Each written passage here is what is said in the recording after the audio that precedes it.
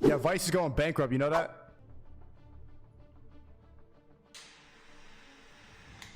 So let me tell you all a quick story about Vice News. Remember Vice News? I know, they don't matter. I allowed them to come and do a piece on me in the war room about 7 months ago now. Where's the new emergency meeting, though? I knew it would be a hit piece, of course. I'm a professional.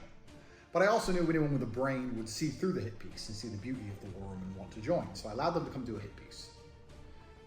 And then I got interviewed by Piers Morgan. Ah, look, they're calling. It's our friends from Vice, but he can wait. Then I got interviewed by Piers Morgan, and he came at me hard, and all of the comments were saying, bro, Tate's a G. The Matrix tries to tell the world that everyone hates me, but the truth is, everyone actually loves me. So when Piers tried to come for me hard, expecting to be a hero, he was actually attacked, and he felt like, oops, I made a mistake, which stopped Vice releasing their hit piece. Because they called me and said, hey, still calling. They called me and said, hey, we want to film some more. Bro, this guy, the same guy, the Matt dude, DM'd me in chat. I don't know, what do you think about this? He wanted to go and interview me too. And obviously I'm not going to do it, but you think I should and troll him? But I don't want to give him any energy. Basically, he got, even before Vice went bankrupt, that he lost his job. Now he's broke. Now he just needs a little bit of clout. He's like, I'm an independent journalist. Basically, you're broke. And so he needs to have more stories, and this is like pretty much the only thing that he's going to be remembered for now. Don't talk to Vice. Nah, I'm not. It's not even Vice. It's just this dude, Matt. it's just Matt. Man, that's tough. I feel like we didn't get the other side of the story. Basically, we want to undo the hit piece and do the fair journalism we were supposed to do in the first place, because now we realize making a hit piece on you doesn't work out well for us. Then I went to jail because I'm Matrix tagged, and they thought, he's a bad guy now, we can do a hit piece. And they released a hit piece. And nobody believed it. And just like I said, everyone saw through it, saw it was garbage, to the point where Vice had to turn the comments off because everyone was insulting them. They even falsely edited me stuttering.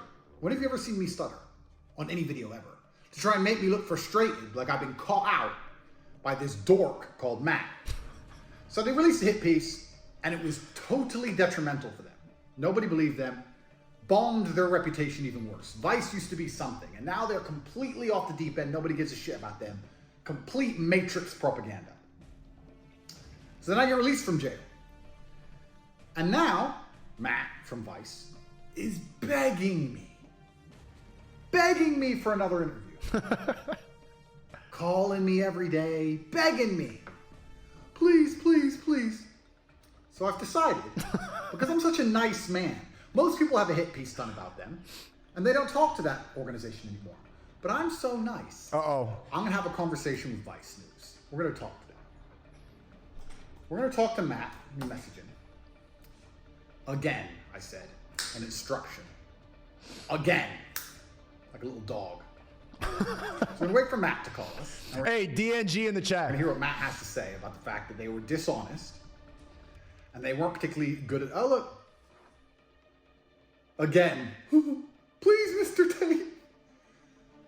Geeks. Bro, he's been spam calling. Well, if it isn't Matt. Andrew, hey. Mr. Honest Journalism. Right now, bro, he's just pimping. This is Tate's mentality, and it doesn't actually, pimp, bro. This is him playing chess with people. I'm going to control you completely. He's pimping this dude, Matt, just like back in the Haram OnlyFans days, he would pimp the girls. Watch. That's how I like to think of myself. How are you? Are you in your house? It's a shame nobody else thinks of you that way, Matt. That's why you have to turn off the comments on your little video. Are you at home?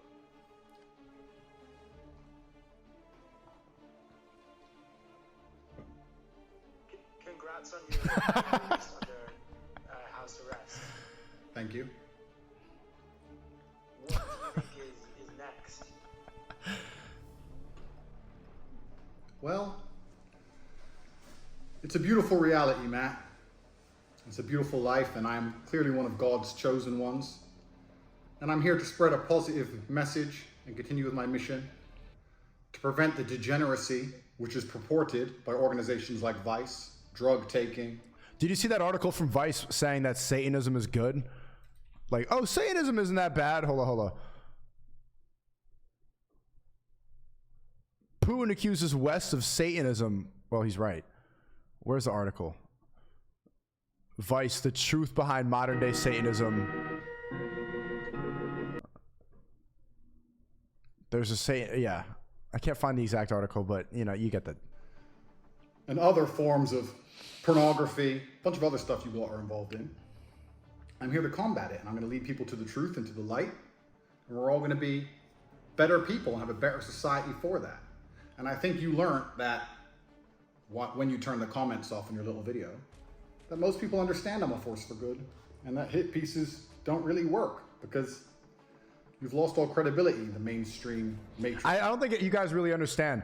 They filmed that documentary in August, and there was just nothing, and they went in there for the intentions to make Tate look like a bad person, and they had nothing. So they shelved it. They just kept it on the shelf because they're like, this is useless. We can't do anything with this footage. Then they get arrested on December 31st, almost 6 months after they filmed it, and then they choose to release it because that's when it was popular. They saw the market trend, hit piece now because they must be bad people. Do you see how snaky that is to have a hit piece documentary shelved for that long because it's that useless? Mechanisms of the media, unfortunately for you. I actually have no say of whether the comments are or not, but I think they were turned off because the You think? women were getting harassed. Is that your excuse? Well, that's what I think is the reason that they were turned off for. You capping right now, man. But anyway, regardless, I mean, look, the main reason I'm calling is I want to see. I want more. Up for doing another interview. I need more. Advice, I'm broke. but for the BBC. Why would you want to interview me? I'm a bad person, I thought, according to your little story. Well, I just try to report both sides of every story, so... Oh, you do both sides? Is that how you think you work? Yeah, well, that includes your side as well. So, you know, it was obviously difficult to interview you while you were while you're out. You know, we can actually have a chance to hear your side of things. Problem is, Matt. Let's see what he sent me. Matt Shea doesn't have Vice anymore. Hold on. I don't want to put my DMs on screen. Just let me.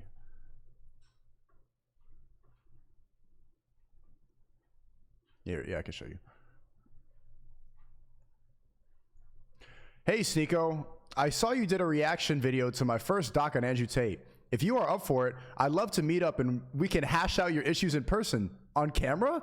At the very least, it would be interesting for your viewers. I don't think we should be afraid of a healthy debate.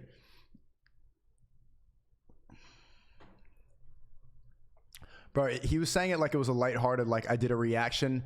We just called out how bullshit the entire documentary was the whole time. And look at him try to lowbrow me. At the very least, I don't think you should be afraid.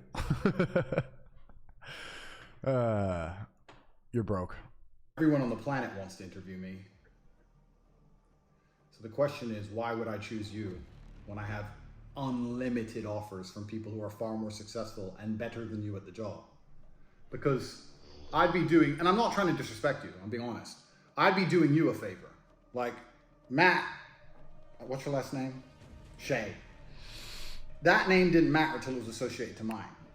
You do an interview with me, you matter for a little bit, but I can do an interview with anyone. So why would I do an interview with you? And this is genuinely a question. It's not an insult. I'm actually asking you why I would choose you when I have unlimited offers on the table. Because we have a history. He sounds like an ex-girlfriend. We have a history of you doing dishonest journalism on me, so I would choose you. Interesting. He's at BBC now. Chat, do you know that BBC is actively trying to make a hit piece on me right now? BBC News, and they're watching this right now, they have messaged all my ex-girlfriends, all my old cameramen, all my old editors. BBC has messaged my old friends. Hey, we were doing a piece for YouTubers, and we were just wondering, we came across Sneako. You want to get on a call and tell us how many women he beat? Come on, man. They're trying to like dig up and try to find a reason like, oh, did he? And all of them, shout out to everybody who took the interview and just said nice things about me because they want to find dirt. When you get to, how crazy is that? But nobody folded.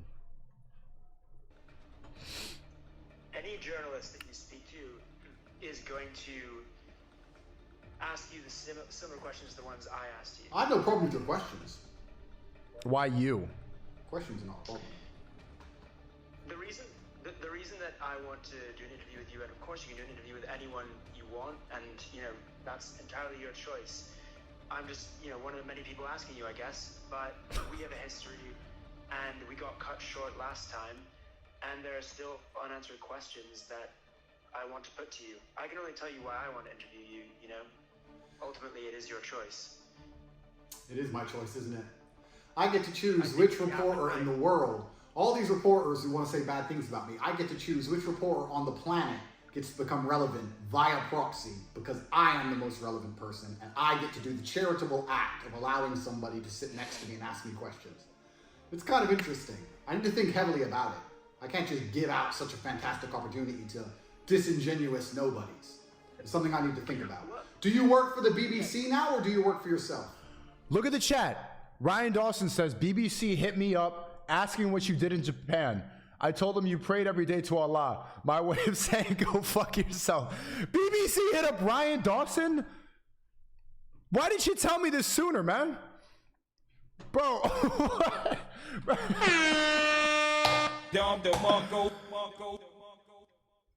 BBC they're meat watching my vacations?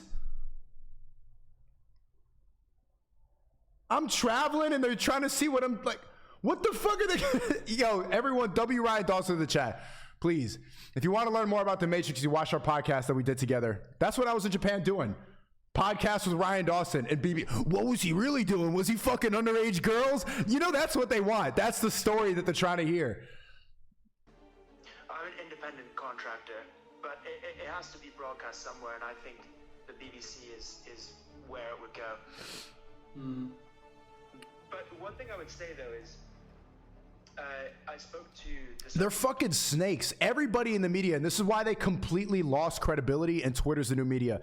Did you see, like, they have to say something negative, because if they don't say something negative, they don't bring up controversy, if they don't try to like paint you in a bad light in some way, then they think it's not real journalism. They think journalism is showing the real story when all it really is smearing your name. Did you see Kai Cenat just won an award with Rolling Stone? Kai Cenat is a 20th most influential person in the world, and in the paragraph where they talk about him, they're like, nobody really knows why he's famous. Also, one time a girl jerked his dick off, and like, why are you saying this in a paragraph talking about how influential he is? It's because news has to say something negative. They're not positive. Something must be wrong with you. You need to be a bad person. Journalism is just ruining your character, is taking good people down. They've lost all credibility. Is there anybody, type of one, if anybody in here actually still believes in the news? Is there anyone? Elon has completely destroyed it. Twitter's better than the news. Tucker Carlson is bigger than Fox News. It's over. Editorial shooter, and he said that one of the things you might want is the chance to film it and record it yourself. Oh, you mean so you can't edit in stutters like you did with Vice to pretend that I was stuttering when I was answering questions? Is that why? I don't know what you're referring to in particular. Yes, you do, Matt. The algorithm to make you become more famous and more viral. I'm not an expert on algorithms for social media platforms. I do not have most of them installed on my phone. I cannot control what a 15-year-old Singaporean decides to do when he chops me up and calls me names. I can't control that, and I wouldn't try to. When you search for your... And I wouldn't try to. When you search for your name in Google, what are the associated terms? Why then have the Romanian police said the investigation is ongoing? I'm not sure where you got that information from. I'm not sure who said it. Is there some kind of procedure that must be completed? I don't know. There has been a lot of bad Procedure that must be completed? I don't know. There has been a lot of bad I can't control that, and I wouldn't try to. When you search for your Procedure that must be completed? I don't know. There has been a lot of bad It's just like when CNN played that clip of Joe Rogan taking ivermectin instead of taking the vaccine. They color corrected his face to make him look pale, you know, to make him look like evil white man bad, like he had no blood in his face.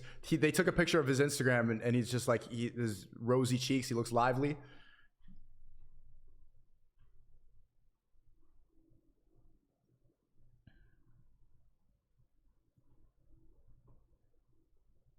Let's be honest with each other. We have a history. We're friends now. Don't lie. Stutters were edited in to try and make it look like you stumped me with your asinine questions, which of course is absolutely impossible. I honestly don't know if what you might be referring to is sometimes we cut to B-roll of someone's face when we're editing an interview, because, you know, we spoke for almost an hour, but it gets cut down to only a few minutes. So there are going to be some edits, and we are going to need to cut. How does, bro, this poor guy Matt is just, how do you not see that you're getting bitched around right now? To your face at some point. You dishonestly edited. Okay, we agree. Well, we edit.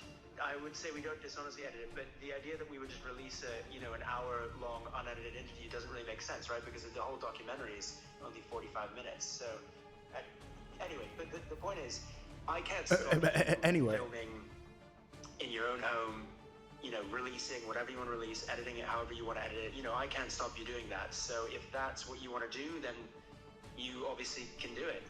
And then, you know, when people say, oh, Matt, you've unfairly edited this or whatever, you can say, well, here's the full unedited version. You're right. I can film our interview to protect myself from your dishonest journalism. I appreciate that. Thank you. I'm going to think about it, Matt, because I'm the one who matters here. I can sit down with fucking Peter, with Big Bird, Oscar the Grouch. I can sit down with anybody and it'll be the most viewed podcast or interview in the world. So I'm going to think about it. That's true. Would you bring me a box of chocolates? Oh. I can bring you a box of chocolates. What a fuck. If you promise to bring me a box of chocolates, that will increase your chances. And I'll give you an answer within 24 hours. But you have to promise me, Matt. Don't lie to me. He's getting pimped. Pimped. I'll check with my superiors whether I can send you a box of chocolates. Well, then you check with your boss. You go into your boss's room and ask if you're allowed to spend a large portion of your salary on a 5-pound box of chocolates, and you let me know. And if you can, then I will strongly consider allowing you the opportunity to speak with me.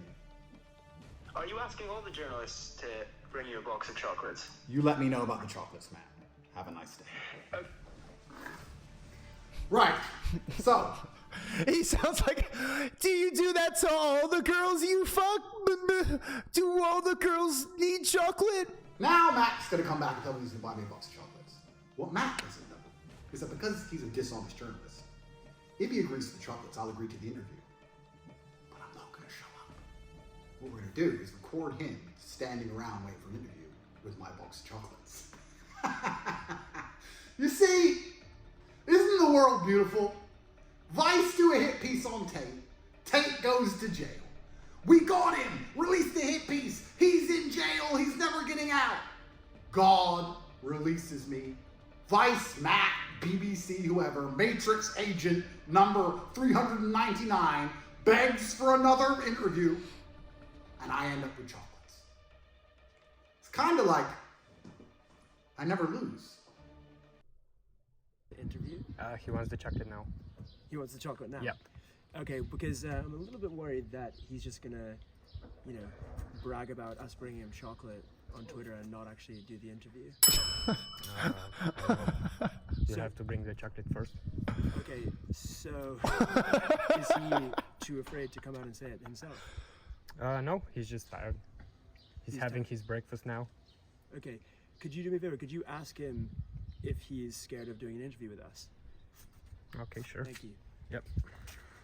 You should have said no. So he asked you if you are scared to go out and talk to him. Scared. Yep. Is that what he said? Yep. It's a good tactic. It's a very good tactic.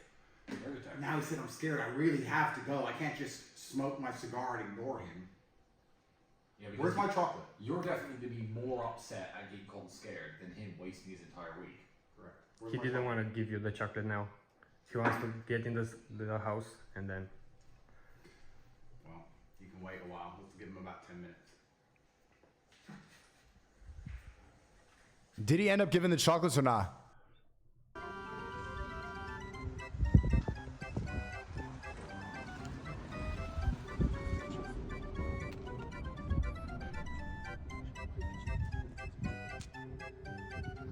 Ugh.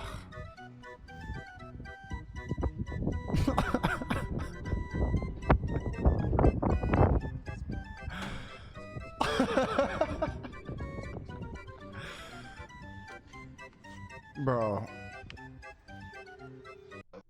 Then you will not get your interview. Well, it's a hard line, Matthew. the thing is, Line that will not break. you know, I'm a journalist. Give Alex the chocolate! You can't just assume that if you're nice to someone that they're gonna not betray you. I mean, a journalist, their job is to report on the truth. Imagine a world in which just because someone let you into their house, they didn't report on the truth about you. I mean, that would be insane. Then it probably would be reach a much wider audience and be viewed and talked about a lot more. That's just the brass tacks of it. Okay, so you didn't get the chocolates.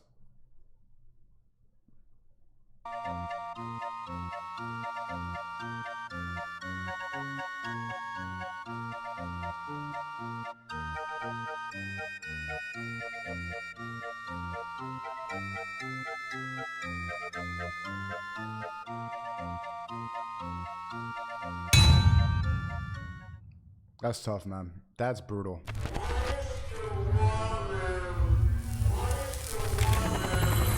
All right, chat. W stream, I'll be back tomorrow, 8 o'clock. I'm very hungry. Got to get dinner.